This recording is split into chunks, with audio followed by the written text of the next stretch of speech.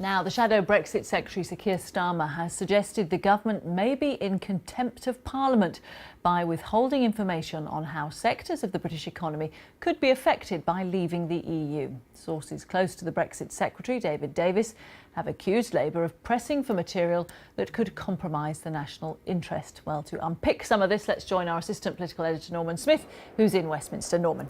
Thanks very much. Well, we seem to be in something of a standoff between David Davis and the Brexit Select Committee, with David Davis insisting he doesn't have the information that MPs want. He simply doesn't have these 58 impact assessment reports, and he's not going to hand over all the documentation he has because some of it is commercially sensitive. Not good enough, say the committee.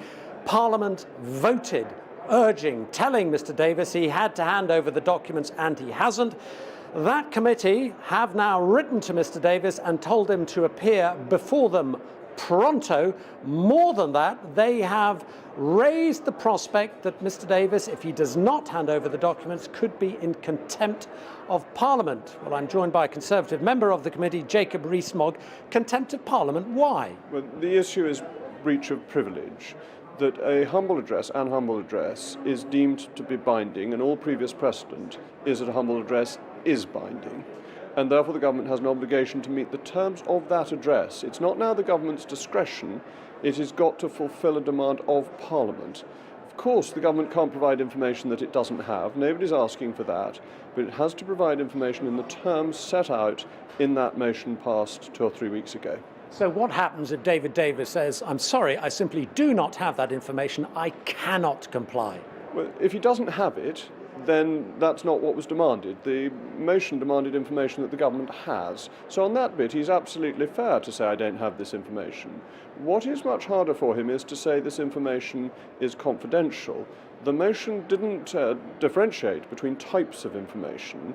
The government could have amended the motion, they could have voted the motion down. They did neither of those things, and therefore they, by accepting the motion, must accept the responsibility to provide the information that they do have in relation to that motion. What do you say to maybe, I don't know, Conservative supporters watching you saying, hang on a sec, you are a Conservative MP, you are landing David Davis in deep doo-doo? Well, it's that the whips didn't vote down, or didn't ask us to vote down a motion that the exiting European Union department is now saying is very difficult for it. The government allowed this motion to pass unanimously. The government accepted this motion. The government, therefore, has agreed to the terms of the motion. Having done that, it can't turn around and say, well, we won't actually do it. If that's its position, it ought to have voted down or asked MPs to vote down the motion in the first place, or to have put down an amendment limiting the effect of the motion. And it is still open to the government to put down a motion to amend the humble address to protect information that it is concerned about, and I think that would be the wise thing for the government to do. We know one of the central arguments of the Leave campaigners was it was about taking back control to Parliament.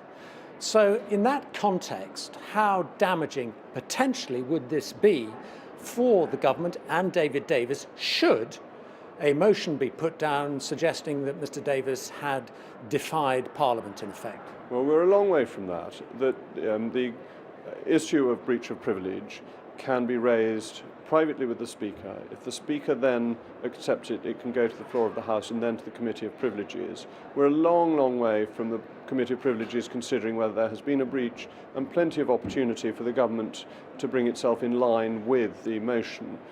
But where humble addresses have been ignored in other Commonwealth parliaments, it has been a very serious matter. But your concern is basically a constitutional one. You're not too fussed about the contents of these documents.